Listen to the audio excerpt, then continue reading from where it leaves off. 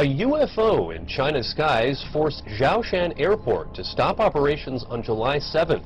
Outbound flights were grounded after the unidentified flying object was detected by a flight crew. The incident has captured the attention of Chinese media. Theories about the UFO's identity are burning up on the internet as well. They include everything from a hidden U.S. bomber to an elaborate man-made hoax. For now, the UFO continues to be a mystery.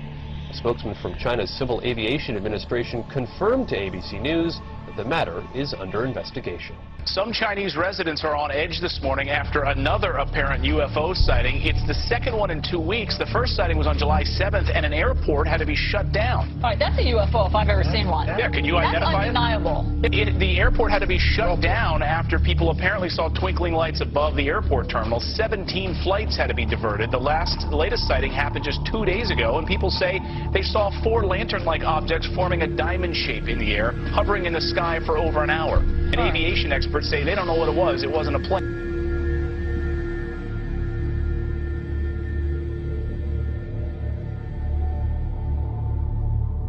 Scientists from all over the world are trying to figure out what caused a mysterious blue light to spiral in the sky over Norway on Wednesday.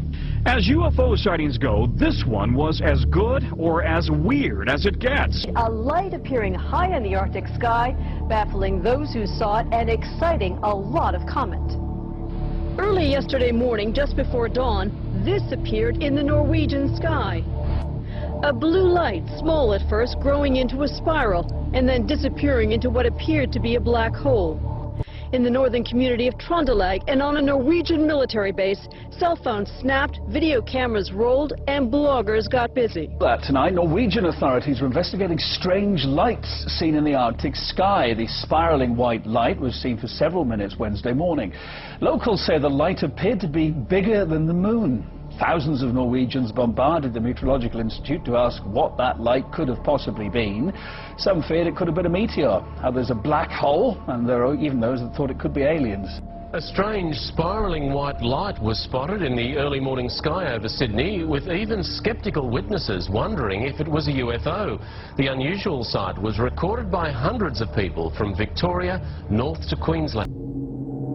Since 1948, there have been thousands of sightings by commercial and military flight crews. March the 12th, 1977. I was flying a trip from San Francisco to Boston, non-stop in a DC-10. It was an Airbus 320, and we had 24 passengers on board with very good condition. We were at 39,000 feet. We were just north of Dallas-Fort Worth. It was a beautiful, clear night. Out of nowhere, some lights appeared. Looking over to the left of me, just to the north of me, I noticed a red light of some kind to the far, the distance off our port side, our right side. And Larry says, well, keep an eye on it. He says, well, now it's coming at us. And they began a turn from pointing directly at us in an echelon sort of a turn away. It was not a plane, it was not a weather balloon. It was huge, absolutely huge. It was dark red color, and so this object began to become transparent and it disappeared. It was absolutely crazy. Crazy. It just was gliding through the sky so quietly, and as it did so, it blotted out the stars behind it, and it just reminded me of a submarine in the depths when it's quiet and just kind of motoring right on through, you know. There were no wings, there were no windows, and it was cigar-shaped. I saw what I saw, and this thing was not from here. I watched this big, gigantic light go out behind our left wingtip, and then as the turn progressed, it disappeared in the distance off to the back at a very high rate of speed. I've flown all the jets. I flew in the war. I flew B-17s in the war. Everything. I've got over 30,000 hours of flight time and never had a sighting as that one. So it was once in a lifetime. In the fall of 1948, Air Force investigators were convinced by the testimony of pilots. In a remarkable top-secret report to General Hoyt Vandenberg, the Air Force's Chief of Staff, the investigators said the Earth was being visited. by alien spaceships. They took it so seriously that they risked their own careers by writing an estimate of the situation that they sent on to higher headquarters and said that some of these UFOs could be extraterrestrial, which of course was not received well by the Pentagon.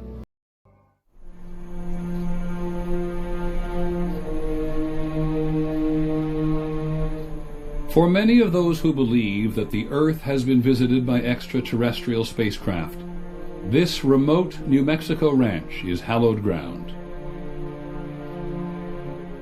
The story goes that it was here in the summer of 1947 that one of the greatest discoveries in human history was made. The holy grail of ufology, concrete evidence proving the existence of alien life. Major Jesse Marcel, the intelligence officer at the Army Air Base in Roswell, receives a telephone call. The call is to go to the ranch of Mac Brazel and investigate some material that Brazel has found on his land. Marcel goes to the ranch and brings back a load of debris. And this stuff was extraordinary. Jesse Marcel was absolutely convinced what he found was extraterrestrial, that the debris was nothing of this earth. Marcel loaded up his car with the strange wreckage and drove the 75 miles to Roswell. He stopped at his home to show his wife and 11-year-old son Jesse Jr. what he had found. Woke my mother and myself up saying, I want you to look at this. I mean, I can remember it just like it happened yesterday, the type of material that was there. The most curious part of the debris that I saw were the I-beams, the structural members with pinkish violet writing along the inside surface. It's more like geometric symbols. It was very impressive. When you see something that impressive, even as an 11-year-old, it stays with you.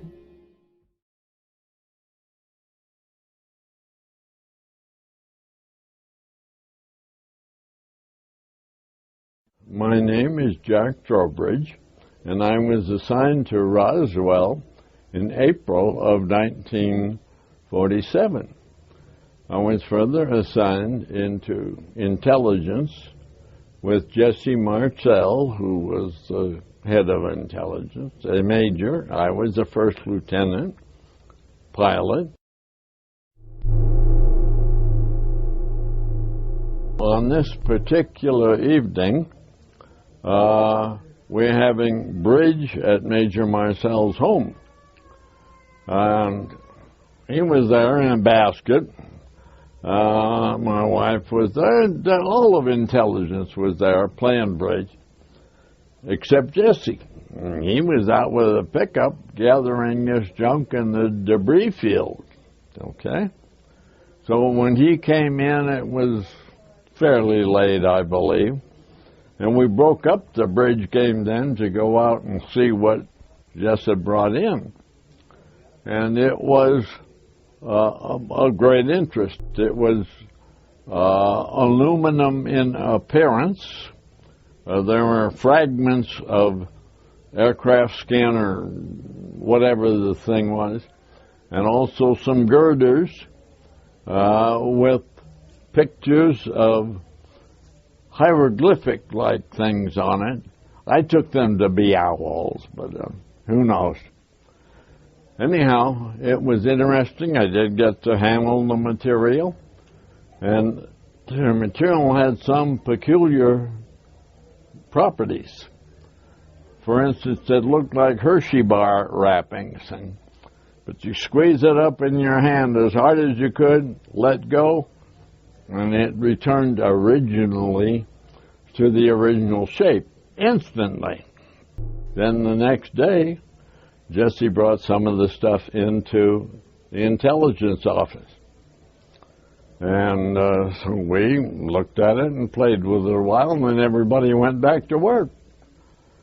Later that day, boom, nobody knows anything, you just shut up, nothing happened, etc. And when you're in the service, you do what they say to you. Major Marcel was called up to Fort Worth to show the press what he found. Well, what he had to show the press was really a weather balloon. This stuff was not a weather balloon, what he brought back. So he was forced to lie to the press, shall we say. I don't think he was too happy about it, but you do what you're told again. You're in the service. You followed orders. And they were afraid of the American public panicking with this knowledge. I don't think that would have happened, but hey, the word came down from up above and you do what it says. Jesse Marcel Sr. took the debris to the Army Air Force Base at Roswell early in the morning of July the 8th. And by noon, the base commander, Colonel William Blanchard, authorized a press release proclaiming that what Marcel had found was the remains of a flying saucer. Headline edition, July 8, 1947. The Army Air Forces has announced that a flying disc has been found and is now in the possession of the Army. Army officers say the missile has been inspected at Roswell, New Mexico, and sent to Wright Field, Ohio, for further inspection. There was tremendous public excitement. I mean, the newspaper archives from that time was just all over the place. I mean, it was national news. It was a big deal. And people were very excited and very frightened and everything else. For one moment in history, Roswell, New Mexico could claim to be the only place on Earth where evidence existed that this planet was being visited by alien spacecraft. It was a short moment. The next day, there was a press conference organized by General Roger Ramey. And Roger Ramey says, "We did not recover a flying saucer. This is no flying disc. What we recovered was a weather balloon."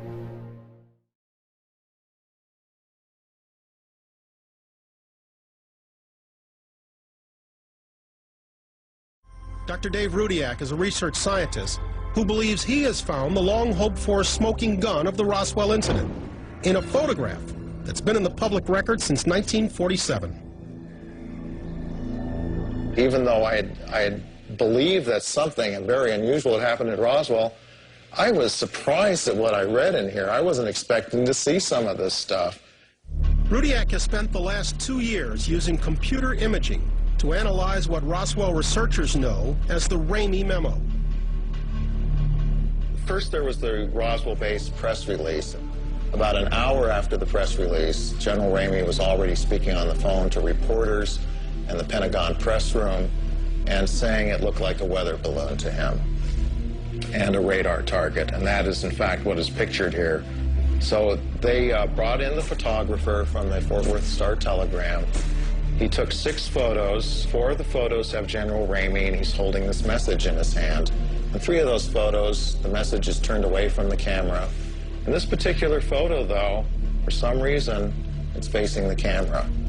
And fortunately for us, the image is of sufficient quality that we can read quite a bit of the message.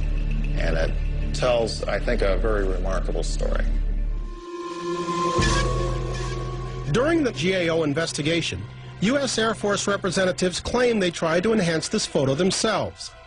Their official conclusion was that even using state-of-the-art equipment, it was totally unreadable. This is the memo the Air Force said that their high-level government organization, photo analysis lab, could not read anything on. And if we zoom in here, you can obviously make out some of the words quite easily. So here's the first paragraph. It reads, Fort Worth Army Airfield acknowledges that a disc, again in quotes, is the next new find west of the cordon. If I'm reading this correctly, they found the main disc west of the cordon, and General Ramey is confirming this. And then it goes into this phrase, and the victims of the wreck. You forwarded to possibly the team, some sort of team at Fort Worth, Texas. You have something in the disc, the aviators in the disc, they were going to ship them by a B-29 special transport, it's abbreviated as ST, or a C-47. The next day, reporters heard that the Air Force had found fragments of the mystery object crashed on a remote ranch northwest of Roswell. Excitement ran high until officials announced it was only a weather balloon. Major Jesse Marcel, in charge of the operation, now tells a far different story. They took pictures, of course. They had a whole flock of microphones there. They wanted me they wanted some comments from me, but I wasn't at liberty to do that. So all I could do is keep my mouth shut. And General Ramey is the one who discussed, told the newspapers, the newsmen, what it was and to forget about it. It was nothing more than a weather observation balloon, of course, which we both knew differently. Major Marcel had to keep silent because of his strategic position at that time. He was in charge of all security and intelligence on atomic tests in the United States and the Pacific. Marcel retraced his secret recovery operation across the hot New Mexico desert. We left Roswell perhaps around 3:30 or 4 o'clock in the afternoon. As you can see, it's flat. It is very difficult. In fact, with just verbal directions, we never would have found it. We had to follow the ranch around there. The crash site was so remote, it took an entire day to drive there. The following morning, we went out to the site where the crash was. And what I saw, I couldn't believe there was so much of it. It was scattered over such a vast area. So we proceeded to pick up as much of the debris as we could, loaded in a wagon. We filled that up. It took us a good part of the day to do that, because it was such small fragments that we had to do a lot of picking. We found a piece of metal about a 1.5 to 2 feet wide and about 2 or 3 feet long. Felt like you had nothing in your hands. It wasn't any thicker than the foil out of a pack of cigarettes. But the thing about that got me is that you couldn't even bend it, you couldn't dead it. Even with a sledgehammer would bounce off of it. So I knew that I had never seen anything like that before. And as of now, I don't know what it was.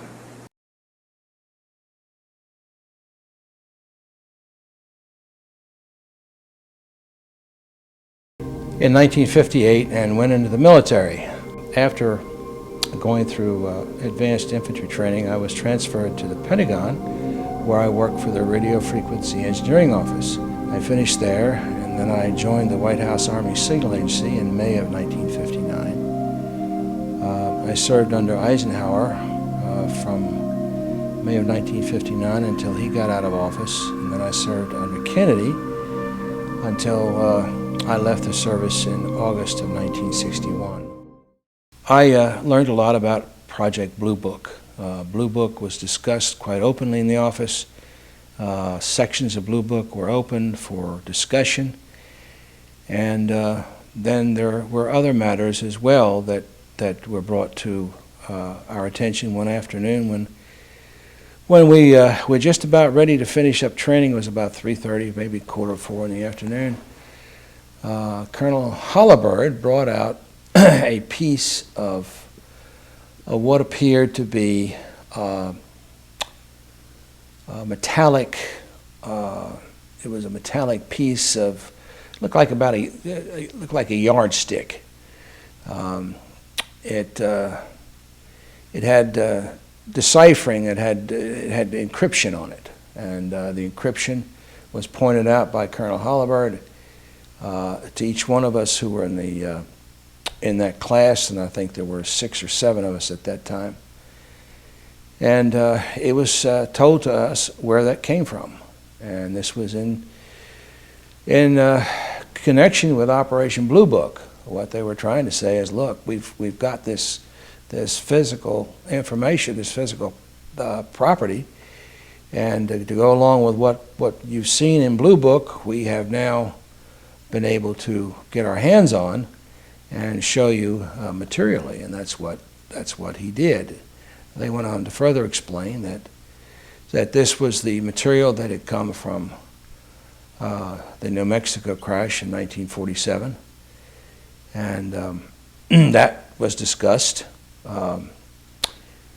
I think it was discussed at length, if I'm not mistaken. We spent perhaps another hour or so. We left about an hour late that afternoon. And the next day it was discussed again. They did discuss the fact that there were bodies. Extraterrestrial bodies, yes. There were either 3 or 5, and they didn't even know at that point, because some of the information that they had gotten apparently was incomplete. But 3 or 5 stands out in my mind as the number that were taken. One was alive, partially alive at the time that this happened, and I do not know what may have happened to him after that. But the Army Air Force or the Air Force at that time, was very, very much concerned about Blue Book. And there were strict regulations involving anything that had to do with the reporting of a UFO or talking about a UFO. If you wanted to ruin your career, and it was told to us, I was an enlisted man, I was the lowest thing down on the totem pole, and it was made clear to us that if we wanted to mess up our career, the thing that we could do fastest was to talk about UFOs. Our mortuary had the contract for all military services out at the Roswell Army Airfield. And this gentleman called and said he was a mortuary officer at the base. He needed some information. And I said, "What do you need?" And he said, "How many hermetically sealed infant caskets do you have, 3.5 to 4 foot in stock?" And I said, "We don't have any." "How long would it take you to get them?" And I said, "Well, I can call Amarillo by 3:30 this afternoon and have them in here in the morning." I said, "What's going on?" He said, "That's not important." I said, "Well, it is important also, but anyway." And then I hung up. And then he called back later and he said, "I need more information. And you want to know what embalming chemicals that would alter the tissue, the stomach contents, and what is our preparation for taking care of bodies that are laying out in the elements for several days." And I said, "You're the mortuary officer and you're asking me because I do it your way, you know." I was trying to find out who I was talking to. But there again, I was very stupid and I hung up again. And so, but anyway, later on in the day, I got an emergency. We had the only ambulance business in Roswell at that time. And this airman was riding an old Indian motorcycle and he hit the back end of a farmer's trailer out here going into the gin. And so when I arrived at the base where I usually back up to this ramp and unload the patients, there was 3 field Army Air Force ambulance backed up against the ramp. And so I had to swing around. But anyway, we were walking up the ramp and I saw a lot of debris. And so when I got in and checked him in, got all the vouchers and everything signed, I said, this captain there, and I said, "Sir, it looked like we had a crash. I need to get ready for it. And who in the hell are you and what are you doing here?" And I said, "Well, I had an emergency and we have the contract for all military services. It looks like you had a crash." He just said, "Stay right here, don't move." And so I stayed there, and pretty soon he came back with 2 military police and said, "Get this guy off of the base, he's not supposed to be here." Whenever this happened, whatever had happened, all the doctors and nurses that were stationed here in that area and everything that were stationed here permanently were given orders not to report.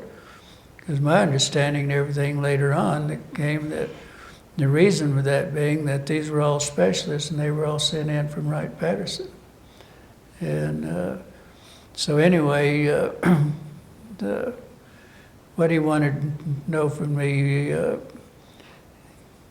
I had seen evidently I was involved in things that I shouldn't have been involved in. When you said you saw some debris, could you go back and... I saw that, and that's what started it. But what he really wanted to know later on, see, I knew this nurse, and this nurse, she didn't get orders not to report either because she was going to join the St. Mary's Order, and our hospital was the St. Mary's. And she would come up like on the weekends and not go back until, till her weekend started again, and she'd go in. When she went in to sign in for her next tour of duty, that's when they were in this supply room. And There were two pathologists. I understood they were from Wright-Patterson. They were not done an autopsy. They were examining what was brought in from the Roswell crash, what we call the Roswell crash. And the reason that she started out the door, and then they said, "Lieutenant, we still have to have some help. And this is what you're going to do." And they wanted her. And so they'd take a forceps and turn a hand. She'd say 4 fragile fingers, so many centimeters, and all this kind of stuff. And she said she wasn't in there over 20 or 30 minutes at the most. And all their eyes and it started burning in their skin. They were feeling it was getting real warm and real hot. So that's when they just immediately, they had no idea what they had. The two pathologists said there wasn't anything in the anatomy books, there wasn't anything in what our medical schools, they had never seen anything like this. And that's immediately after that they were put in these pouches, put in a hermetically sealed container and flown directly to Wright-Patterson.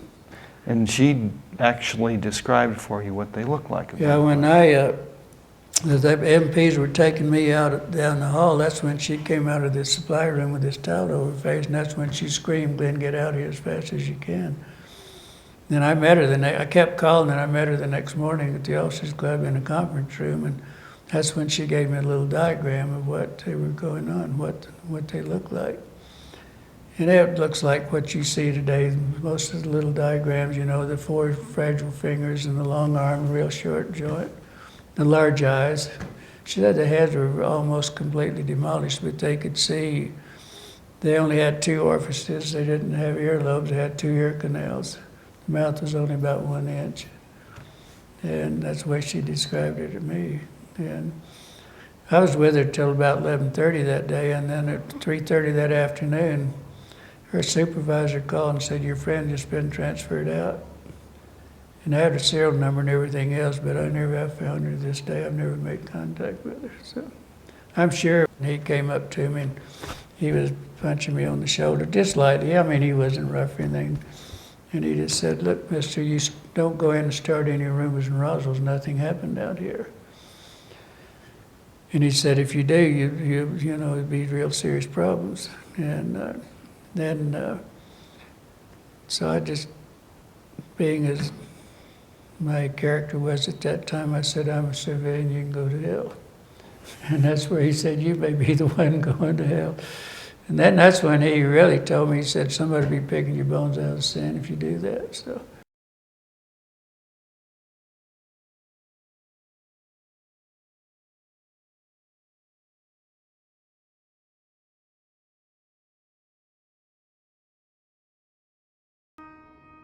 I was precipitating various chemicals in order to make crystals, and I just happened to be looking out the window, thinking how to fudge my science report. What I saw directly south was something that I'd never seen before. We were out playing sport on the oval. One of the kids yelled out, look up in the sky, you know, it's flying saucers." And I remember we all looked up, and it really was a flying saucer.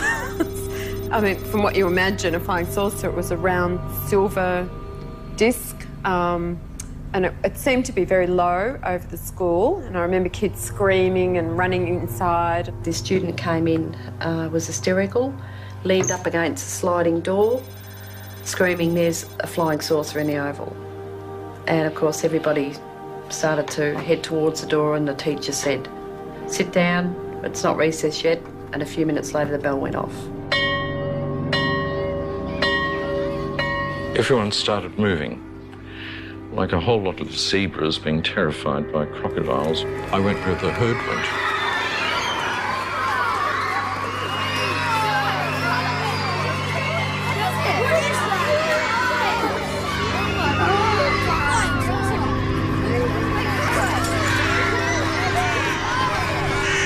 Barbara Robbins was the chemistry teacher at the time. She just grabbed a camera and started clicking.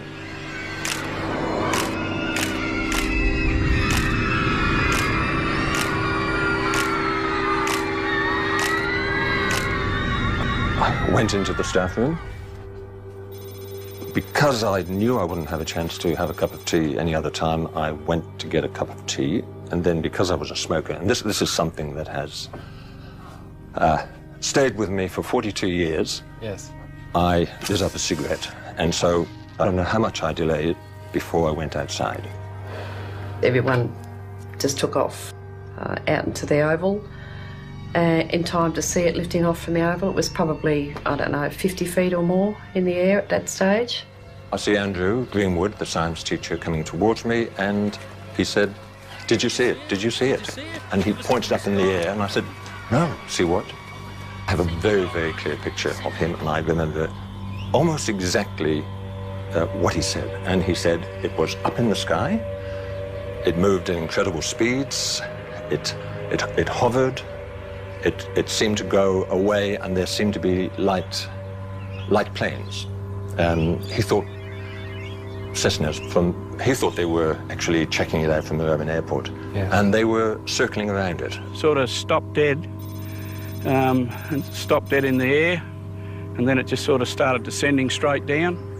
And I'd say it got down about halfway up that gum tree or above the goalpost and sat there for a while, and then it just sort of lifted straight up and then just took straight off. A lot of the kids took off towards where it seemed to go, and it disappeared down behind the trees. So we all got through this fence and ran towards where it had appeared to land. Tanya and I and this other girl, we were over the fence. Tanya was in the lead, and we ran towards where it was coming down. Tanya! I lost sight of Tanya. She was in front of me. A couple of girls got there faster than me. I was a bit slow, and they actually passed out. And apparently it did land, because when we got there, there was a great big round patch of like flattened yellow, almost burnt, although I'm a bit sketchy on that. I can't remember if it was really burnt or whether it was just flattened, but it was sort of yellow, and the grass was all flattened in a swirly sort of a pattern. Before I got there, the disc came back up again, so I stopped chasing it. We looked up and we just saw this saucer type thing taking off, and it seemed to turn side on and just disappear into thin air. I was prepped to tell the students that what they'd seen didn't exist. We weren't allowed to leave the school, at least I wasn't. My job was to walk up and down the corridors and make sure that all students were in their rooms. I was walking back from the West End. There was a confrontation between Mr. Sambleby, Barbara Robbins, and a man I'd never seen before. I thought it was a police uniform, but it was just dark blue. It was demanded that she hand over not the film, but the entire camera. I was near the gate and the police had arrived. There were journalists outside. The police are being called in to keep the journalists away. We were told that we weren't allowed to speak to the media in school grounds. After school finished, there was a TV crew outside the school grounds, so we undertook an interview with them. Everyone took off onto the oval.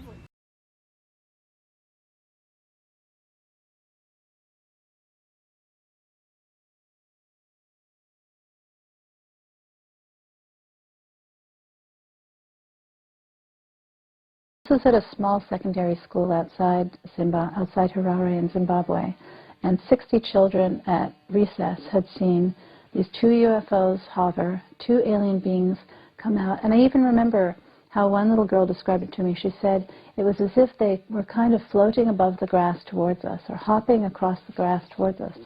And in this case, I remember John's voice very specifically as he asked one little girl. And these were very disciplined, sort of post-colonial little children, different races with braids, very well spoken. And John said, well, what would you call these beings that you saw? And she'd say, I'd call them aliens. I'd call them alien beings.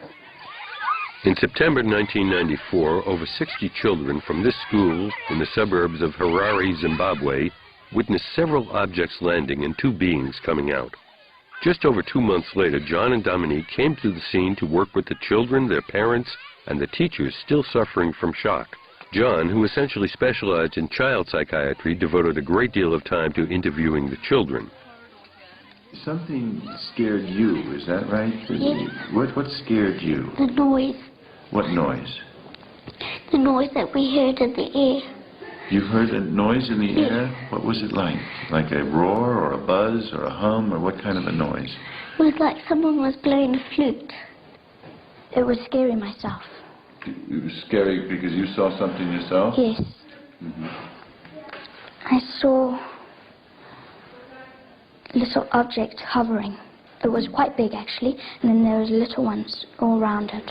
We saw something silver, and then we quickly ran to the logs, and we saw a silver thing, and we saw a man standing next to it. What was it? What did it feel like when he was looking at you?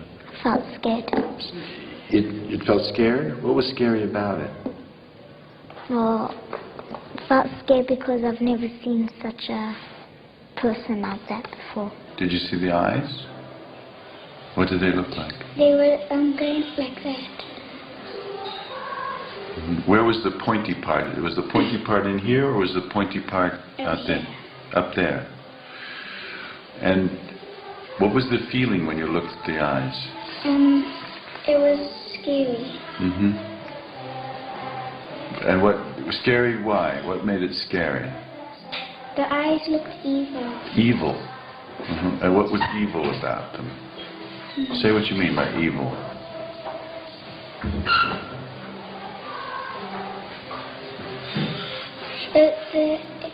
It looked evil because it was just staring at me. With what? Staring at you as if what? As if to do what? As if it wanted to come and take us. As if it wanted to come and take you. That was the feeling you got?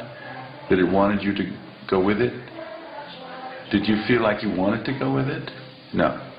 Did you feel, what was the effect on you when you felt it wanted to have you go with it? I just walked away and I started crying. They came running up here in such a panic. And, I mean, even if we had staged it, they could not have run all together like that. Even if we practiced it, I don't know how many times. That they came up here like a living snake. And they just came, we were in a staff meeting and we just heard them screaming, ah, and they were here, you know, and a child can't make that up. I was very skeptical in the beginning as well. I believed that they'd seen something, but I wasn't prepared to accept that it was anything supernatural or anything like that.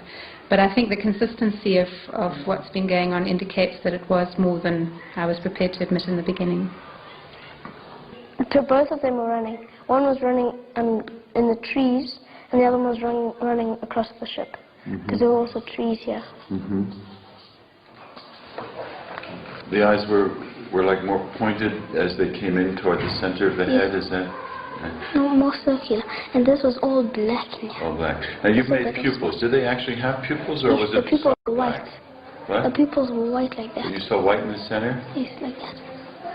Mm-hmm. Was he near the silver object, or was he far from it? No, on top. On top of the silver object. Okay. And did you look at him? Yes. Did he look at you? Yes, then he gave me the creeps, then I stopped looking. Gave you the creeps. Actually, in your drawing, you showed him standing up, didn't you? Yes, I had to draw him standing up because I couldn't draw him sitting.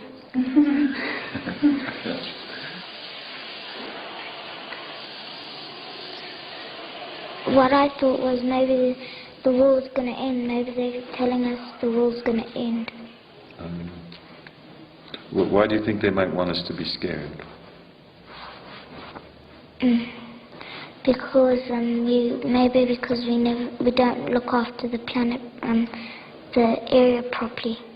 Mm-hmm. And is this an idea that you have had before, that we don't look after the planet properly in the air, or did this idea come to you when you had this experience? When I had this experience. Mm-hmm. And how did that idea come to you from this experience? This is a little hard, but try to be with me here, okay? How did this idea come to you when you had this experience?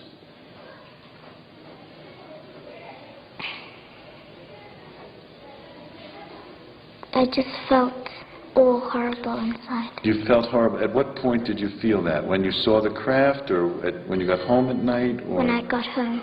You had that horrible feeling when you got home. Yes. And say more about that horrible feeling, Lisa. What was it like? It was like in the world, all the trees will just go down and there will be no air and people will be dying. Mm-hmm. And those thoughts came to you, had you had those thoughts before this experience? No. No. And how did those thoughts come to you? Did they come to you from the craft or from... From the man. The man. And the man, did the man say those things to you? How did he get that across to you?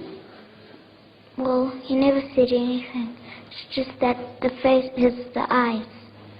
What was the sense you got from those eyes? He was interested.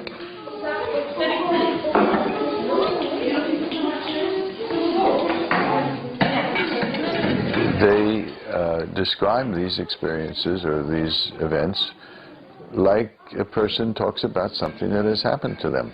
And when you're talking with a psychotic who's telling you something and it's a delusion and you feel that it really didn't happen, I can tell. I mean, I know this is something that the person wants me to believe, or they're frightened, or they're distorting reality in some way. There's nothing like that here. These are people of sound mind, by and large, telling me something that's very... They know that I might think they're crazy, and so they're a little concerned about telling me, and they're very full of questioning themselves and doubt, and I mean and then they describe something very real and intense, a light or something happened to their body, or it's the whole quality of the way they talk about it is the way a person talks about experience that happened to them.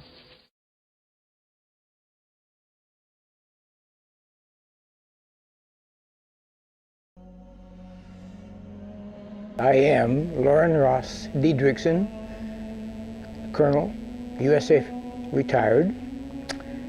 I got a Bachelor of Science degree, and then the Air Force sent me to the Stanford Business School to study management, and then promptly assigned me to Washington, D.C., and I served in the Chief of Staff's office shortly for orientation, and then they put me into the U.S. Atomic Energy Commission, where I became responsible for maintaining the inventory of the accountability of the nuclear weapons stockpile, and involved in the security and the, you might say, auditing the manufacturing facilities and the storage facilities for all the nuclear weapons in the U.S. And I was there, while I was there, I had my first incident with UFOs, which in mid-July they flew over Washington, D.C., and I saw my first 9 UFOs. What year was this? This is July of 1952.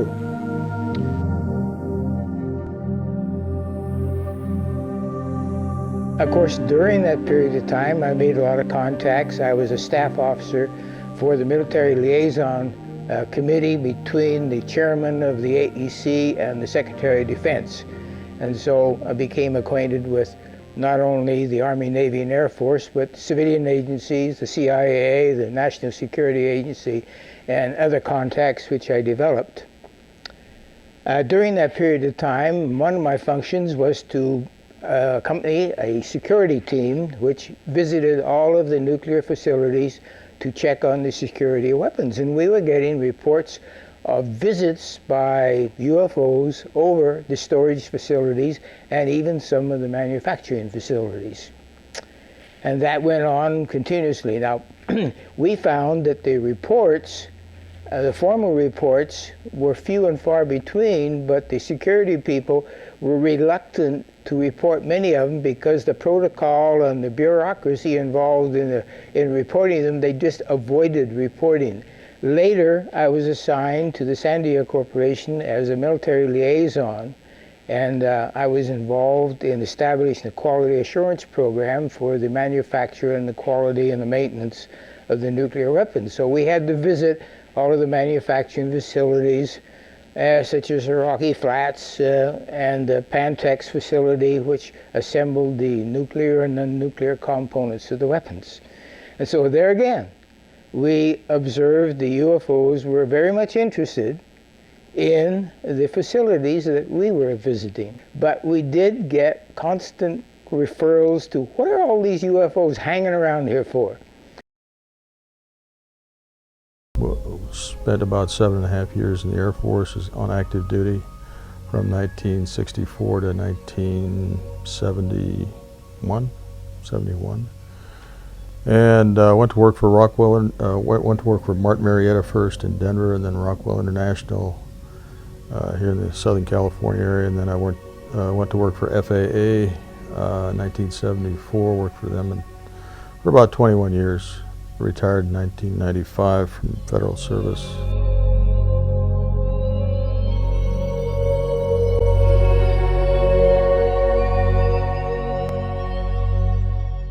Well, I was an air traffic control,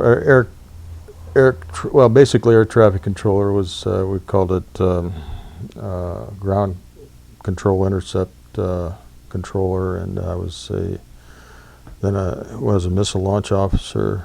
And then after that, I was an engineer on the Titan III propulsion system out of SAMSO, or Los Angeles Air Force Station. And when I resigned from the Air Force in 1971, that's where I was located, at Los Angeles Air Force Station. The event, the incident, I guess I call it, happened on the morning of March 16th, 1967. I was on duty along with my commander, Fred Mywald. We were both on duty at Oscar Flight, as part of the 490th Strategic Missile Squadron. There are 5 launch control facilities assigned to that particular squadron. Kilo, Lima, Mike, November, Oscar. Okay, here's Echo Launch Control Facility is located some 30 miles north of Lewiston. Oscar was another 30 or 40 miles east of Lewiston. November just south of Lewiston. We were at Oscar Flight. It was still dark out. Of course, we're 60 feet underground, and there's no way we can see out. But as I recall, it was early in the morning. And I received a call from my topside security guard, who's the flight security controller. I think we call him FSC. And he said that he and some of the guards had been observing some strange lights flying around the site, around the launch control facility. And he said they were acting very unusual, just flying around. And I said, well, you mean UFO?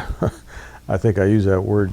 You mean like UFOs? And he said, well, he said he didn't know what they were, but they were lights. They were flying around, and they weren't airplanes. They weren't making any noise. They were not helicopters. And they were making some very strange maneuvers. And he couldn't explain them. Well, I told him, I just kind of shook my head and just said, well, call me if anything more important than that happens, basically, and we just ended the conversation. It wasn't more than, within a few minutes, I'd say, maybe a half hour later. He calls back, and this time he's very frightened. I can tell by the tone of his voice. He's very shook up, and said, "Sir, there's a glowing red object hovering right outside the front gate." And I'll show you where the gate might be located. But where he's located, he's got a large picture window of the front gate, and he said, "I'm looking at it right now. It's a glowing red object. I've got all the men out here with their weapons drawn." And of course, he was all shook up while he was telling me this. He was very excited. I didn't know what to make of it, but he wanted me to give him instructions or orders, tell him what to do. And I think I said something like, make sure the perimeter fence is secure. And then he said right away, he said, I've got to go, sir. One of the guards has become injured. He hung up. I immediately went over to my commander, who was taking a nap. We have a little cot down there in a rest period.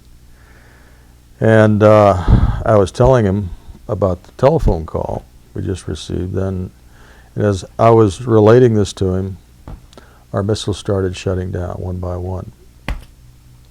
By shutting down, I meant they went into a no-go condition. No-go condition, meaning they could not be launched. So we get bells and whistles, we get a red light, no-go condition, and as I recall it at the time, it seemed like every one of them shut down. But later, in recalling this incident with my commander Mywald, he said he thought we only lost about maybe 7 or 8 of these weapons went down into a no-go condition. These weapons are Minuteman I missiles. These were, of course, nuclear tipped, nuclear warhead missiles. The weapons here. So they started shutting down, and immediately he gets up, and we both start querying the status board. We've got the ability to query and determine what the cause of the shutdowns were. As I recall, most of them were guidance and control system failures. In the middle of the Cold War, across remote stretches of the northern United States, the Air Force kept ballistic missiles and B-52 bombers on constant alert. On the night of October the 24th, 1968, at Minot Air Force Base in Minot, North Dakota, Airman First Class Mike O'Connor was dispatched to make a routine repair at one of the missile sites. We made our turn to come down the road to the missile site, and out of the corner of my eye I observed what I thought was a farmer's yard light, but it looked awful bright. As we proceeded down the road, the object appeared to lift off the ground and parallel us down the road until we came to the missile site, at which point we got out of the truck and it just kind of hovered there. Staff Sergeant Bill Smith was in charge of security for 10 nuclear missiles. That night he reported seeing strange objects. These objects would rise, they would speed up, they would slow it down, they would hover, they would dart very quickly one way or the other. We were just not really sure that these were things that we could explain. The Minot control tower diverted a B-52 to investigate. Captain Brad Runyon was the B-52's co-pilot. The air traffic controller asked us if we would mind going out to this one area and looking for something. I was curious, and I said, well, what are we looking for? And they said, well, you'll know it if you find it. The navigator on the B-52, Captain Patrick McCaslin, suddenly identified an object on his radar screen. I saw a return, faint one sweep, bright the next, large, off our right wing, 3 o'clock, at about 3 miles. And at that point, I asked the radar navigator to turn on the camera, which would then take pictures of whatever was on the radar screen. These pictures of the radar screen show the object flying in formation with the B-52. This thing was climbing out with us and maintaining the same heading we were. That was unusual. But what really watered my eyes when this thing backed away and allowed us to turn inside of it. When the object suddenly disappeared from the radar, the bomber turned back to find it. Co-pilot Runyon was the first to spot what appeared to be a glowing craft hovering near the ground. When things like that are happening, it seems like time just stands still. My estimate, overall object was a minimum of 200 feet in diameter, and it was hundreds of feet long. It had a metallic cylinder attached to another section that was shaped like a crescent moon. I felt that this crescent moon part was probably the command center. I tried to look inside the thing, but all I could see was a yellow glow. At that point, I was fairly sure that I was looking at an alien spaceship, something that had come here from some other planet.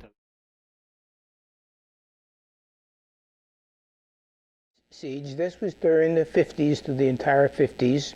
Then I was assigned to the Unified Pacific Command under Admiral Felt during the 60s, and I was the officer in charge of the alternate command post involved in nuclear weapon operation planning. And during that period of time, I was maintained contacts with NORAD, with the SAC operations, and involved in the single integrated operational plans for the use of nuclear weapons. And during this period of time, I also learned of a number of incidents which happened. And then further on, I finally retired from the Air Force and joined the Boeing Company, where I was assigned to the Minuteman program, where I was responsible for the configuration accounting of all the nuclear fleet of Minuteman 1, 2, and 3. And during that period of time, I also learned about incidents involving nuclear weapons. And among these incidents were a couple of nuclear weapons sent into space were destroyed by the extraterrestrials. In talking to various contacts throughout, they would allude to the fact that these did happen.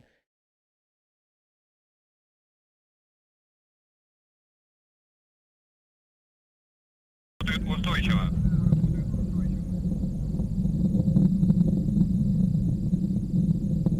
60 секунд. Стабилизация ракеты-носителя устойчивая.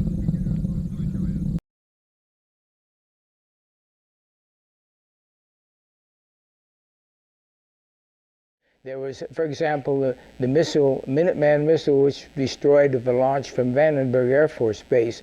That's now a public matter of record. The one incident, for example, was they actually photographed the UFO following the missile as it climbed into space and shining a beam on it, which neutralized the missile. And this was recorded. It was all hushed up, and they split up the team that observed it, but of course eventually the news came out, and it was later published and confirmed.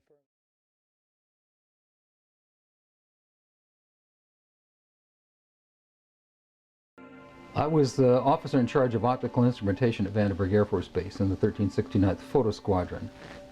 And as such, it was my duty to supervise the instrumentation photography of every missile that went down the Western Test Range. In those days, we called them ICBMs, inter-county ballistic missiles, because most of them blew up on launch. And our job was to determine why they blew up, to provide the engineers good enough engineering sequential photography so that they could see what was wrong with the bird as it took off in flight. What we photographed up there affected me for the rest of my life and made a huge impact on my understanding of the universe and of governmental manipulation of our minds.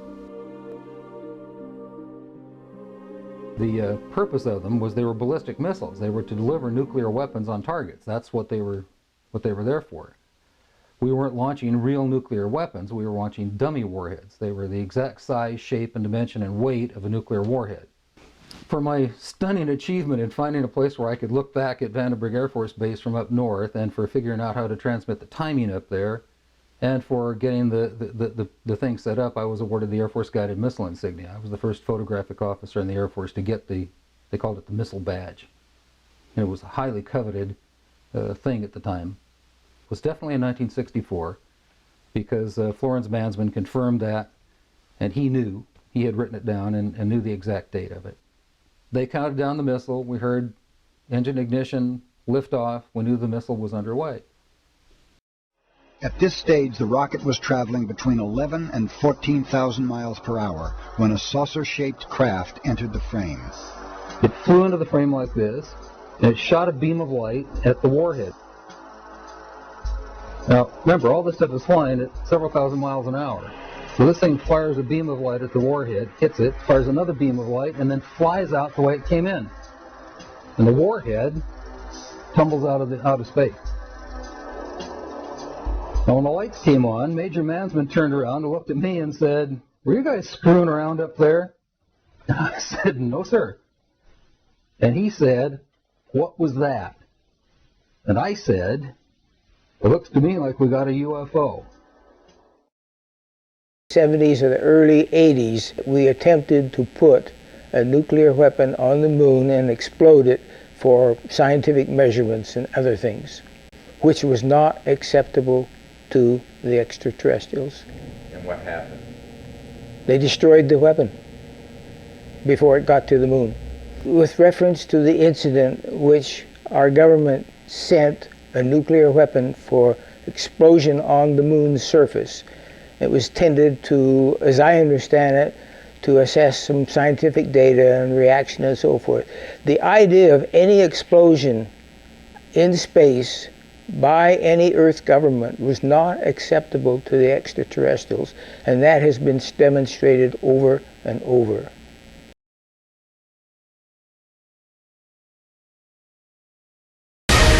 Fire.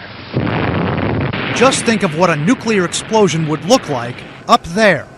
The U.S. government once considered it. CNN has documents and interviewed the leader of a once secret Air Force project innocuously titled A Study of Lunar Research Flights, with a just as lowbrow nickname, Project A119. What was it really? To evaluate the value of putting a small, emphasize small in this world anyhow, nuclear explosion on the moon. Physicist Leonard Rifle, now 85 years old, led the project in 1958.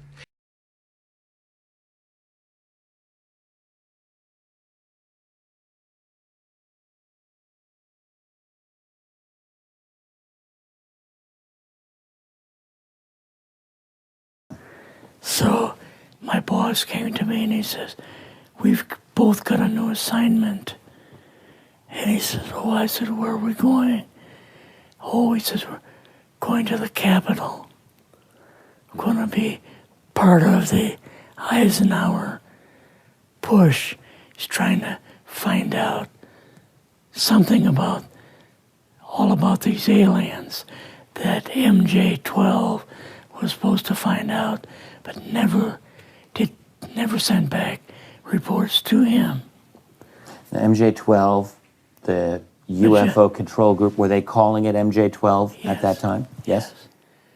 They called us in, went into the Oval Office, and President Eisenhower was there and Nixon, and they said, we called the people in from MJ-12 from Area 51 and S4, but they told us that the government had no jurisdiction over what they were doing.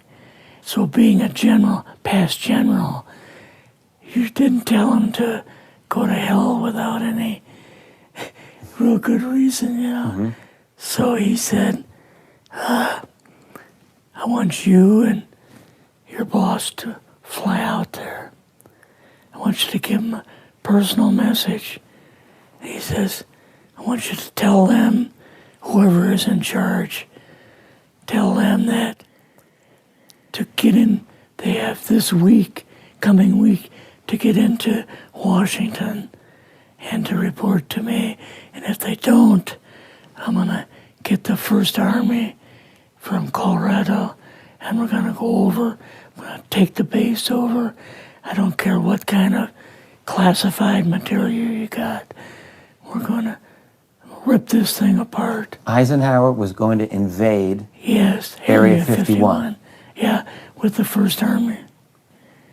So you go out with your superior. Yes. You fly out. You land. What happens? Can you describe this whole process? What you saw? They took us the 13 or 15 miles south to S4 and like different garage door openings. Okay. And in these garage door openings, they had like different saucer crafts. The very first one had the Roswell craft in.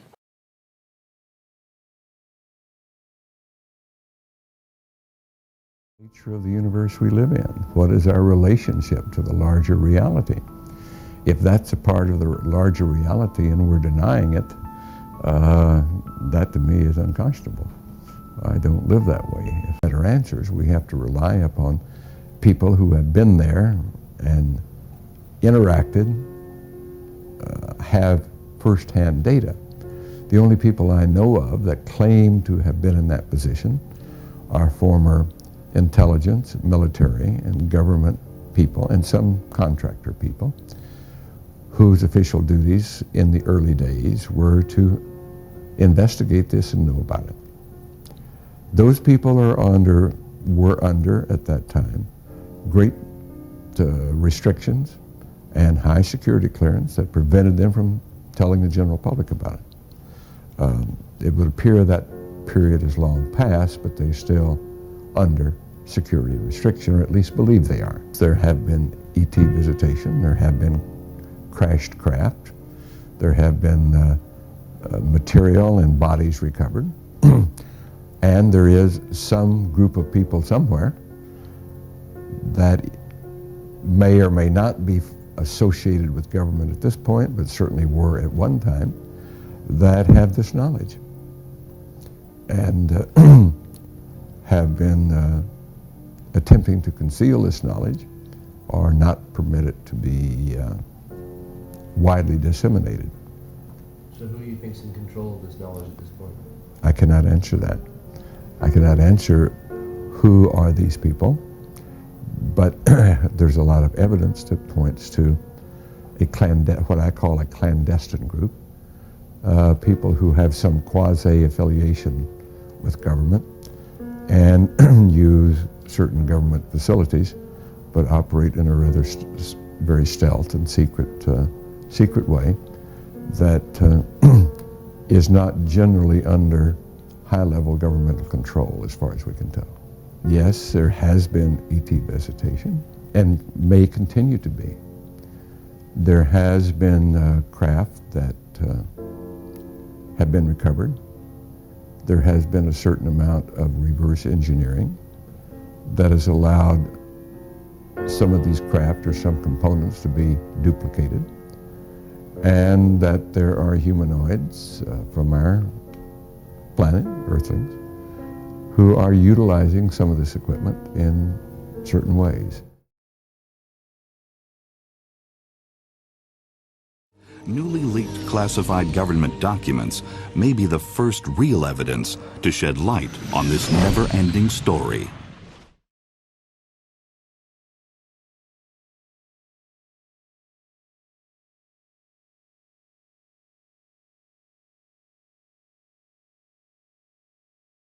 My name is Robert M. Wood, and I go by Dr. Bob these days. I have a degree in aeronautical engineering from the University of Colorado, and then I subsequently got a PhD in physics from Cornell. And I went right into McDonnell Douglas as a young engineer and stayed with McDonnell Douglas for 43 years, graduating basically through the various management steps, and wound up in charge of various aspects of our research and development programs, including the last one was the space station program. Or instead of trying to sort out new witness testimony, that it'd be better to try a different approach, which was the approach of authenticating documents. Dating from the 1940s and 1950s, these documents refer to extraterrestrial contact and the secret operation established to investigate this phenomenon.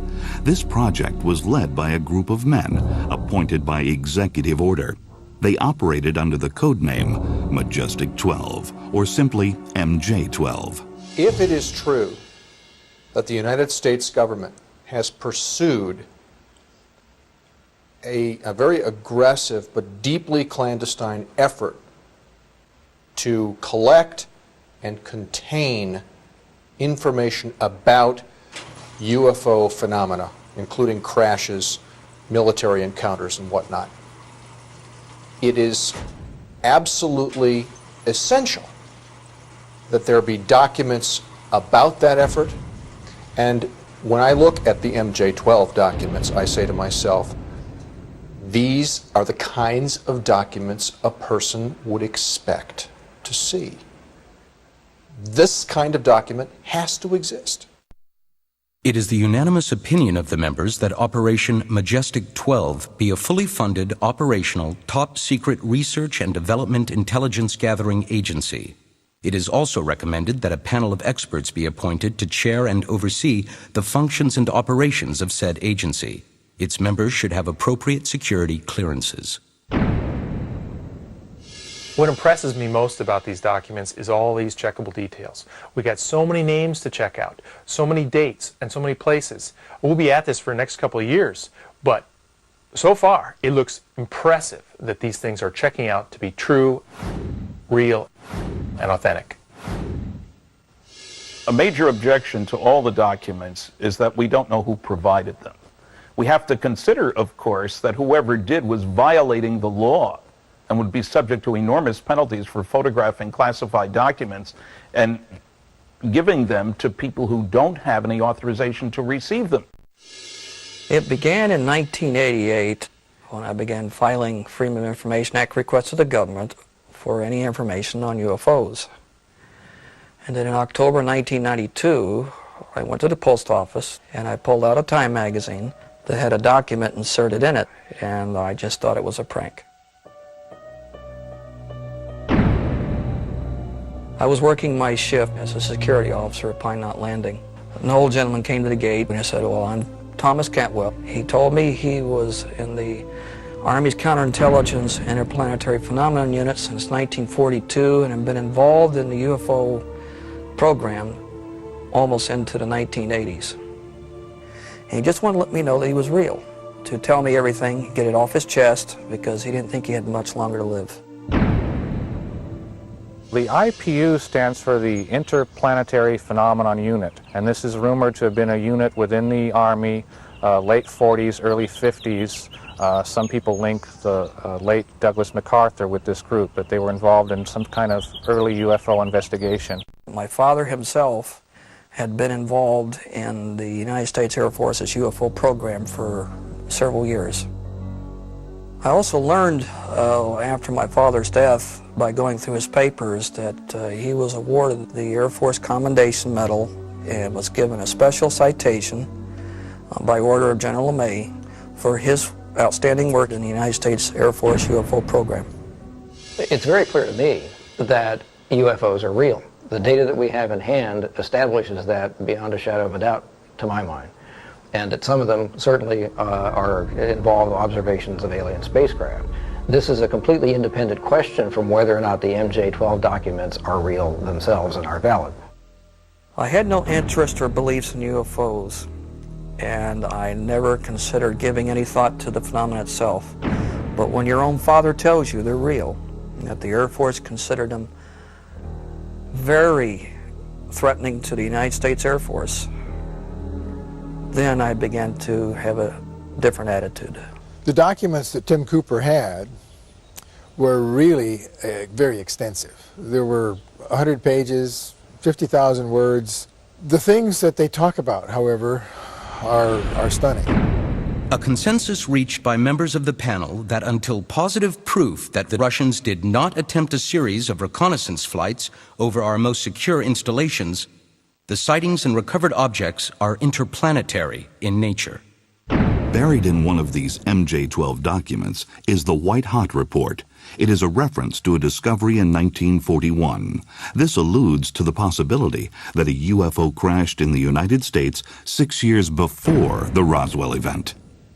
I originally read the first account, at least that I'm aware of, the only real account of the Cape Girardeau 1941 crash retrieval event in Leonard Stringfield's 1991 volume about crash saucers. And I didn't think a lot about it until one of these newer MJ-12 documents mentioned the crash in Missouri. And I decided I was going to find Charlotte Mann. Grandfather had been called out, that someone had called in that there had been a plane crash outside of town, and would he be willing to go to minister to people there, which he did.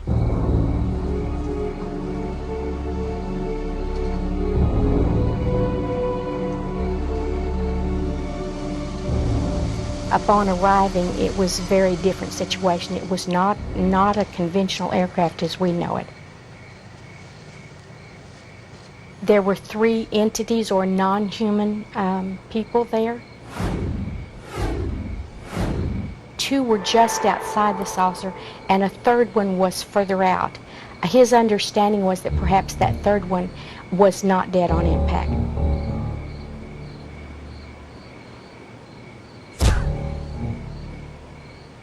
So Father did pray over them, give them last rites.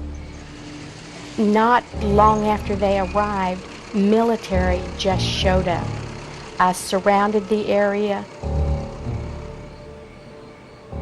Grandfather didn't know what was said to the others, but he was told, this didn't happen, you didn't see this, this is national security, it is never to be talked about again.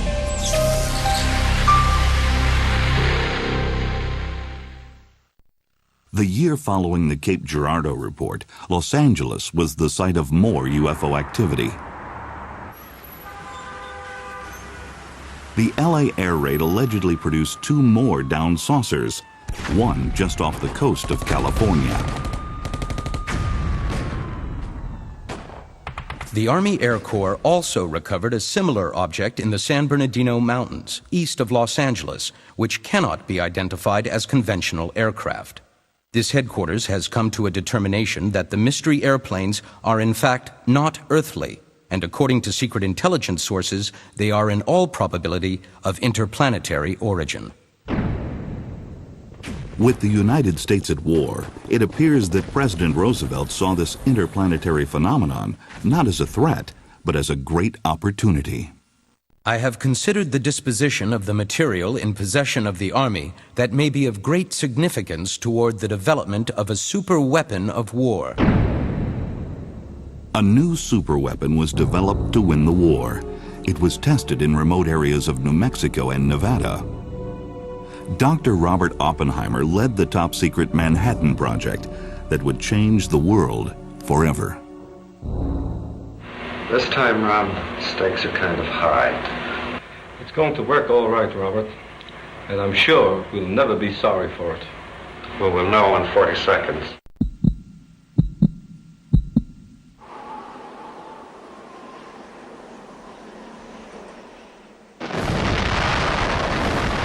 As the atom bomb experiments continued, so did the sightings of UFOs. Many believe that it was this nuclear testing that actually drew these mysterious objects to the area. The government's first official UFO program study showed that UFOs were very interested in things atomic, things that generated plutonium. And our documents also show that. Specifically, there's one case where they talk about a crash site just a half a mile from the Trinity site, which is the first atomic test on the planet.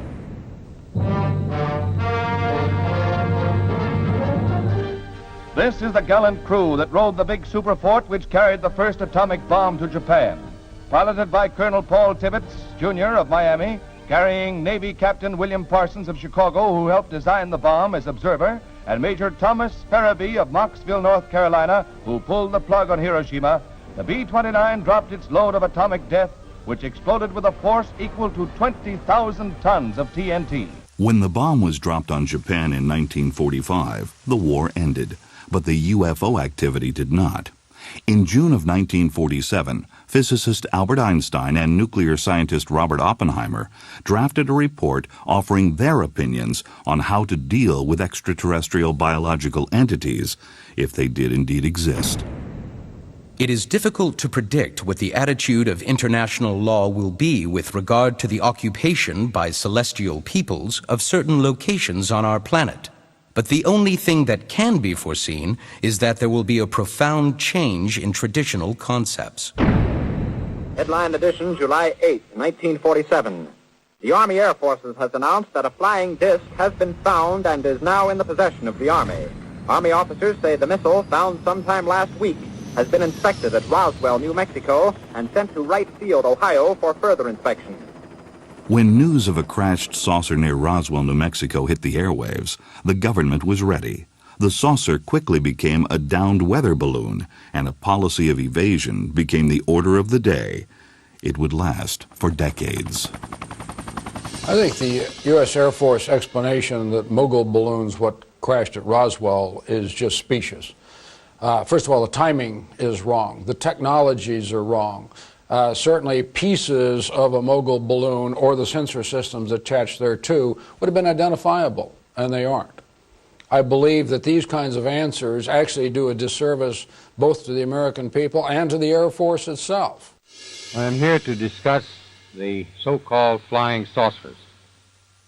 The Air Force interest in this problem has been due to our feeling of an obligation to identify and analyze to the best of our ability anything in the air that may have the possibility of threat or menace to the United States. In pursuit of this obligation, since 1947, we have received and analyzed between 1,000 and 2,000 reports. We've been able to explain them as hoaxes, as erroneously identified friendly aircraft, as meteorological or electronic phenomena, or as light aberrations. With all due respect to the Air Force, I believe that some of them will prove to be of interplanetary origin. During a 3-year investigation, I found that many pilots have described objects of substance and high speed. One case, pilots reported their plane was buffeted by an object which passed them at 500 miles an hour. Obviously, this was a solid object, and I believe it was from outer space. I am certain that there have been several recoveries of alien craft and bodies in the United States. I'm using the word several advisedly. That it could be very conservative. Roswell was not the first incident. My feeling is that the Missouri incident in 1941, as related by the Reverend William Huffman to his granddaughter, did indeed occur. I believe there's a cover-up on the UFO subject because so many different things point to it.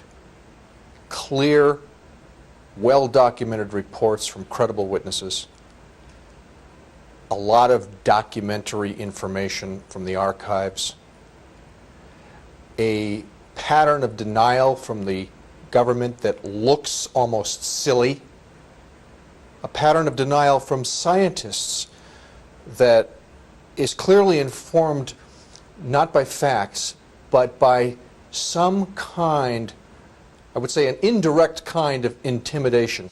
The reason I feel the Air Force and the government in general is trying to destroy my father is so that they can destroy the Roswell event. That must mean that there really is something there that they have to hide, that this must be kept from the public at all costs. When you're dealing with the military, especially in matters of secrecy, the idea is to deceive. There is a manual, you well know, that MJ-12, which also states to discourage witnesses, to put out false statements, to protect the secrecy of this 1947 event. One of the first documents that I got was entitled Extraterrestrial Entities and Technology Recovery and Disposal. The content of the Special Operations Manual is really quite stunning. It explains why it's so important to keep it secret and how they go about the process, how they keep the public in the dark, what lies they tell them, what deceptive statements. Great care must be taken to preserve the security of any location where extraterrestrial technology might be retrievable for scientific study.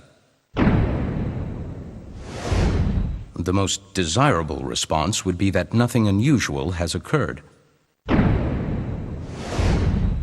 It may become necessary to issue false statements to preserve the security of the site.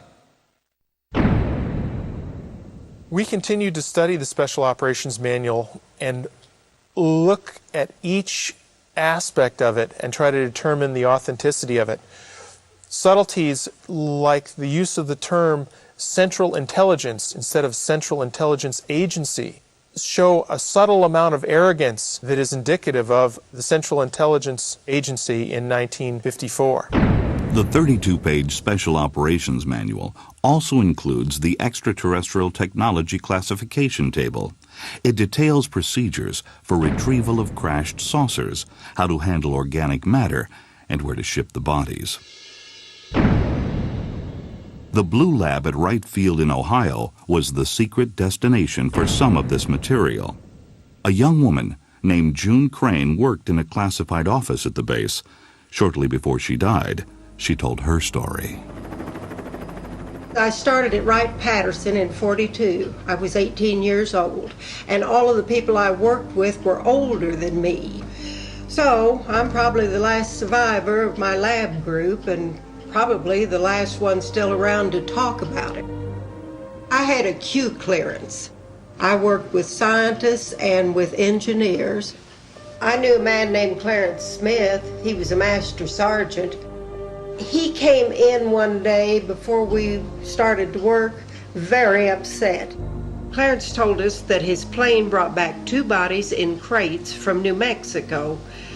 When I asked which plane had crashed, he said, it wasn't a plane, it was a flying saucer. Well, they knew of 3 crashes that I was aware of by 1952. Maybe there were more. In '52, there was a crash cover-up. Roswell was in '47. That balloon story was a damn lie then, and it's still a lie. When I interviewed June, I realized that I was getting a rare glimpse into another period of time that was right at the heart of the mystery of ufology. I began to understand the full extent of the cover-up, the difference between what was commonly known to engineers and scientists and what is probably still known to this day and what has been revealed to the public. An officer showed me a piece of metal. I think that it was Lieutenant Rose. He was one of those guys in the office who liked to talk to me. Lieutenant Rose asked me to break it up, tear it apart if I could. He handed me the scissors. I couldn't dent it or cut it. I asked him what it was and where it came from. He said that it was a piece of a spaceship. According to the Special Operations Manual, the physical evidence from the crash was to be collected and transported to an undisclosed location for study. That location appears to have been the mysterious Area 51. I'm satisfied and very pleased that there is good reason to say that Area 51 was created in the early 50s. Now we have that reason. We didn't have that reason before. Skeptics have claimed that Area 51 did not exist when the Special Operations Manual was published in 1954. But according to this Las Vegas newspaper, a huge government installation began construction in the Nevada desert in early 1951. The project was cloaked in a security blackout and has remained so to this day. Many believe it is where the technology of these alien craft is being studied. It causes one to ask the question, and I don't know the answer, but to ask the question of to what extent might we have been successful in reverse engineering some of the discoveries from crashed flying saucers. Now that the sound barrier has been cracked, the thermal or heat barrier is the goal of the experimental X-2 rocket plane. The stainless steel bullet, designed to stand speeds of more than 2,000 miles an hour, is released. On these tests, the rocket plane is not fueled, but in future runs, when it attains maximum velocity, heat developed by friction may reach the very end of the 70s or the early 80s, we attempted to put a nuclear weapon on the moon and explode it for scientific measurements and other things, which was not acceptable to the extraterrestrials. The Atomic Energy Commission They destroyed and the Nuclear weapon Energy Propulsion of Aircraft before it got to the moon. With reference to the incident which our government sent a nuclear weapon for explosion on the moon's surface. It was tended to, as I understand it, to assess some scientific data and reaction and so forth. The idea of any explosion in space by any Earth government was not acceptable to the extraterrestrials. And that has been demonstrated over and over. Just think of what a nuclear explosion would look like up there. The U.S. government once considered it. CNN has documents and interviewed the leader of a once-secret Air Force project innocuously titled A Study of Lunar Research Flights, with a just as lowbrow nickname, Project A-119. What was it really? Secret research and development operation was established under his direction. Putting a small, emphasize small in this world. It's anyhow, my understanding nuclear that explosion MJ-12 on was the moon. basically a sort Physicist of Leonard oversight, Reifel, now administrative 85 years old, policymaking led the group, very project small. in And that 1958. the people who were responsible to MJ-12 were very select people in various branches of the intelligence community, the military, and military department. So it was very compartmented. It wasn't some huge operation. MJ-12 supervised several agencies involved in various aspects of the UFO phenomenon. But only the 12 Majestic members knew the whole story, and they reported only to the president on a need-to-know basis. One of the reasons that there are so few leaks is that 9 out of 10 people are loyal Americans when they sign a security oath, and they are rigorously defending what they've agreed to. Namely, they're not going to tell anybody. And so therefore, really only 1 out of 1,000 persons ever gets close to leaking the story. One of the most stunning documents that arrived in Tim Cooper's mailbox was the first annual report of the Majestic 12 operation. And this was a primary report and then 3 annexes comprising 17 pages. Many unusual commentaries were included. Everything from missing soldiers to airplanes that have been shot down while chasing UFOs. There's a section called Government Policy of Control and Denial. One of the most difficult aspects of controlling the perception in the public's mind of government attempts of denial and ignorance is actual control of the press. People ask, how on earth would you keep a secret like that for so long? And the way they did it was to begin with the security procedures that we developed during the Manhattan Engineering Project for the first atomic bomb. Compartmentalization, to tell each group only a little bit of the story, so hardly anybody has the big picture. And then, of course, security tests, security oaths, fines, and ultimately threats. There's a section called Constitutional and Domestic Issues, and it states, in dealing with clear violations of civic law and guarantees as defined under the Constitution, it has been discussed among members of Majestic 12 that such protection of individual rights are outweighed by the nature of the threat.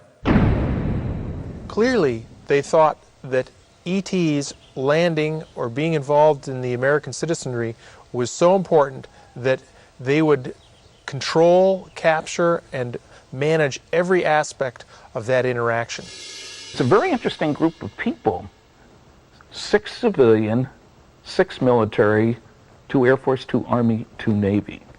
And some of them were very well known, but some of them weren't very well known, but turned out to be perfectly appropriate. As President-elect Dwight Eisenhower was preparing to take office, he was briefed about the ongoing UFO investigations of this elite group. I believe the Eisenhower briefing document is genuine. The list of members, I thought that would indicate it was phony because Dr. Donald Menzel, a Harvard University professor of astronomy, was listed as a member. But he was a total skeptic. He wrote 3 anti-UFO books. You certainly don't need a security clearance to teach astronomy at Harvard. First of all, the objects are not unidentified. We know what they are. Second, in most cases, are not flying. And finally, in many cases, they are not even material objects. I discovered, to my total amazement, that he led a double life, that he worked with the National Security Agency, worked with the CIA, had a top secret ultra clearance, did classified work for 30 companies. None of this was known. By the time Eisenhower read this above top secret document, the founder of the Majestic 12, James Forrestal, was dead. In March of 1949, he was diagnosed with depression and ordered to the Bethesda Naval Hospital. He was isolated and feared for his life. On May 22nd, his body was found below his hospital window. His death was ruled a suicide, but this CIA memo tells a different story. The untimely death of Secretary Forrestal was deemed necessary and regrettable. If it should ever be possible to prove that the documents are true, then obviously they indicate a very, very different history than we thought. They indicate layers of government we don't know exist. They indicate procedures of government that seem anti-constitutional. They paint a picture of a world that is wildly different than the average person expects. And of course also a world in which there are aliens flying around and being captured and studied by government forces. It's a very odd picture indeed.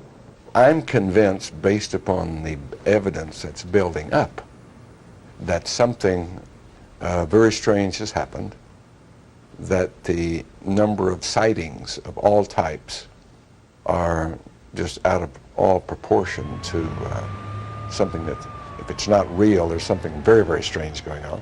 So it is the preponderance of evidence. It is the old-timers coming forward. It is the documents that Bob and Ryan Wood are putting together that, with powerful forensic research, make a very, very powerful case. It's hard to ignore.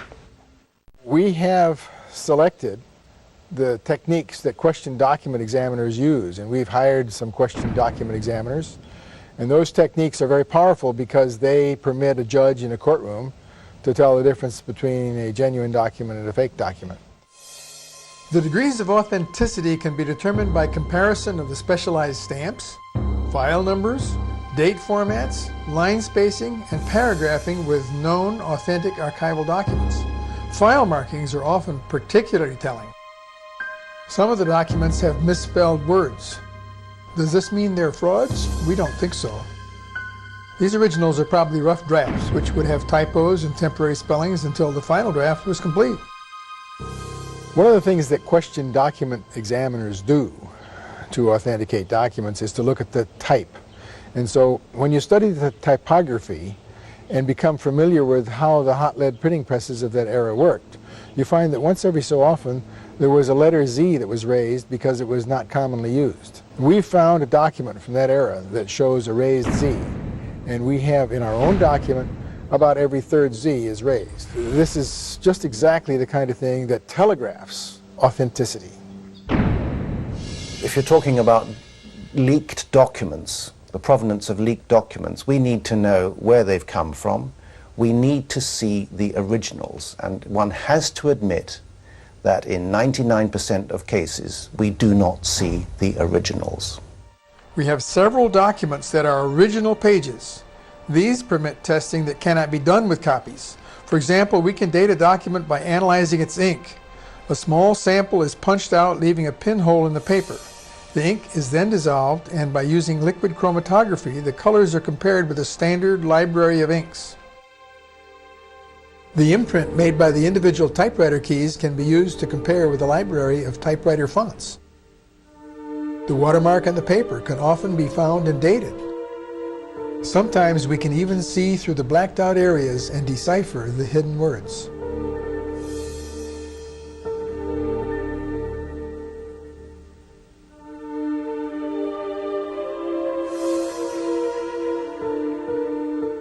During the authentication process of the Eisenhower briefing document, Stan Friedman went to the National Archives and in the presence of an archivist found in their files what's known as the Cutler-Twining Memo, which mentions MJ-12, MJ-12 Special Studies Group. We have an original onion skin paper with the appropriate watermarks, original declassification markings. It is a hard, physical, testable piece of paper. It's in a secure facility at our National Archives in College Park, Maryland. This declassified document seems to provide proof that MJ-12 was a reality, even though the government has never acknowledged its existence. So, after you use these question document techniques, to the best of your ability, it turns out that the documents almost speak for themselves as being genuine.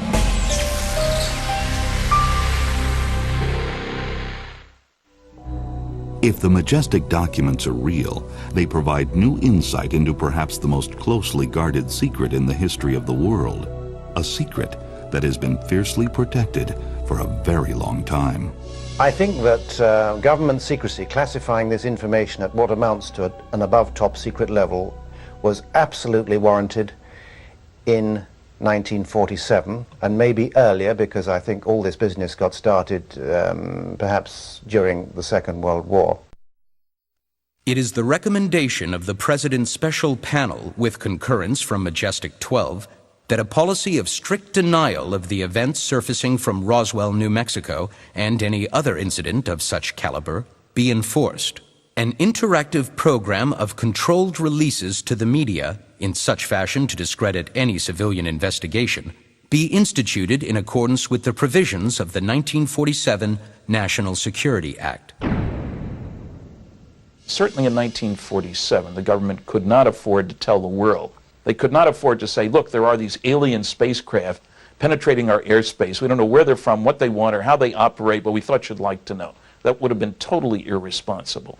There's no question it was justified at the time until they had answers. I think it's quite possible that much secrecy is due to the fact that the authorities do not have all the answers. That they cannot be certain from a day-to-day basis or even a year-to-year basis or whatever as to precisely what is going on.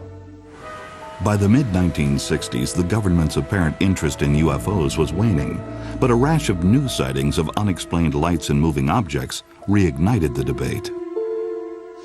We are being observed by some type of device which is ahead of us, far ahead of us, and is probably controlled by a highly advanced superior civilization.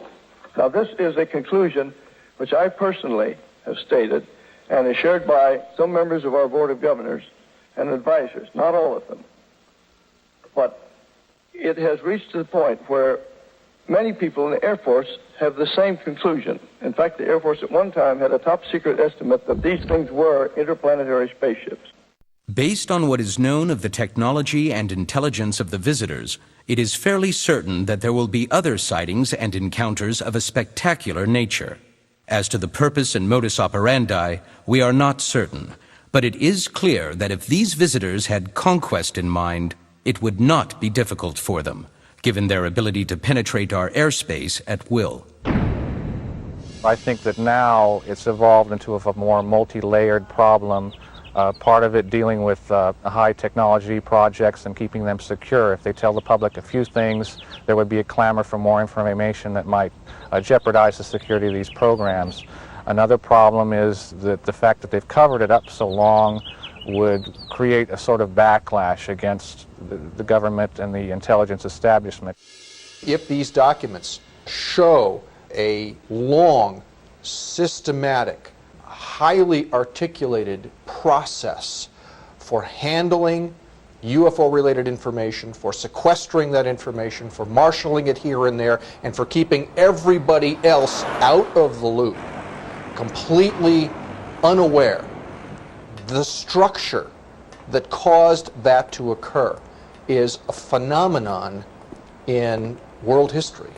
I think the MJ-12 documents are extraordinarily important. Probably the most important government documents ever leaked to the public, because they make clear, if they're genuine, that the United States has known that aliens are visiting Earth, that they are not perfect, obviously at least one crashed, and we have been taking measures to try to learn as much as we could from the wreckage and to try to understand what's going on. Why on earth would they have kept it secret? The discovery of extraterrestrial life, the greatest discovery in the history of man. The main reason, of course, is still a valid reason today, and that is to make sure that our enemies, namely in those days, the Soviet Union, did not get the technology. The technology was the driver. In addition, the reason for keeping it secret is to not let the public know that we really couldn't control our airspace. With urgent speed, the jet fighters rush to get in the air. Every second counts. They must be able to intercept the mystery plane before it can reach a target and drop its bomb. One example of technology discussed in the documents is a report, an analytical report from the Research and Development Laboratory dated 2 September 1947, where it has an early description of fiber optics in essence, and it says, flight instruments and controls are activated by optical waveguide fibers, similar to glass rods, except they are flexible and have a plastic cladding wrap. This cladding wrap is sort of the key breakthrough in fiber optics that allows increased signal to noise. Now here, this is a guy talking and describing fiber optics in 1947. One of the documents that was particularly exciting is a document that was done at the end of the summer of 1947, prepared and approved by Lieutenant General Nathan Twining. This included the results of what our scientists and engineers had been able to evaluate and determine during the summer. And one of the things that really strikes me is a description that talks about a series of fine grid-like lines connecting a series of dots in pure silver. This is very close to a description of an integrated circuit today. One interesting thing about the craft itself, it carried no fuel. There was no fuel. They assumed that it was propelled by a series of cells, Arctic-shaped cells underneath the craft itself, which indicates that evidently they were grasping energy from the atmosphere some way. That is one of the areas that they haven't discovered or haven't found out yet. As far as this idea of reverse engineering a crashed or captured spacecraft, I would hope that's been done. I'd hate to think that something has been sitting there longer than the lifetime of most of the people who will see this program and nothing's been done to it. The potential for learning is astounding, and not attempting to reverse engineer it would be unthinkable. The YB-49 flying wing makes its maiden flight.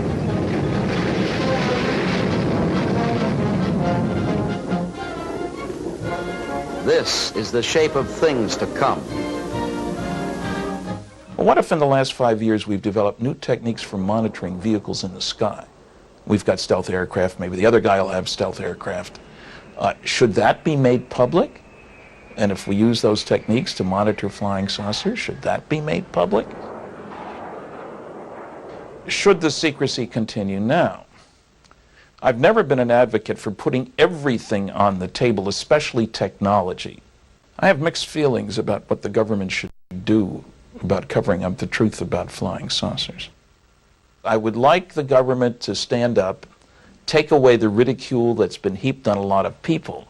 So a government announcement would bring forth a tremendous amount of data. Are these documents authentic, and is their narrative real? I believe that there are four possibilities.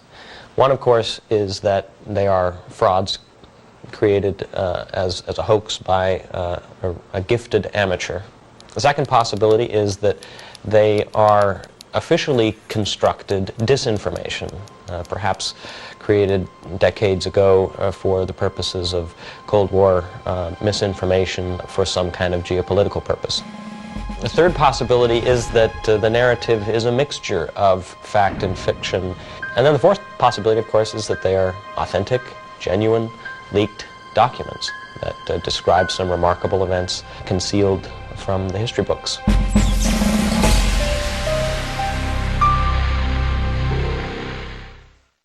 The concept that we are not alone in the universe has captivated many since the beginning of mankind. Throughout history, artists have included flying objects in their paintings, like this one from 17th century painter and protege of Rembrandt, Art de Gelder. Today, believers outnumber skeptics 3-2. People around the world continue to report UFO sightings, but proof of extraterrestrial contact remains elusive. If the MJ-12 documents are genuine, the story they tell is astounding. If and when this story is brought to light, what impact will it have on our destiny? Philosophically speaking, I have to say that we're moving rapidly into a different kind of world in which the possibility of life from elsewhere is increasingly non-alarming. Our space exploration is bringing us to the point where we're ready to explore the outer planets, and probably within a century go outside of our solar system altogether.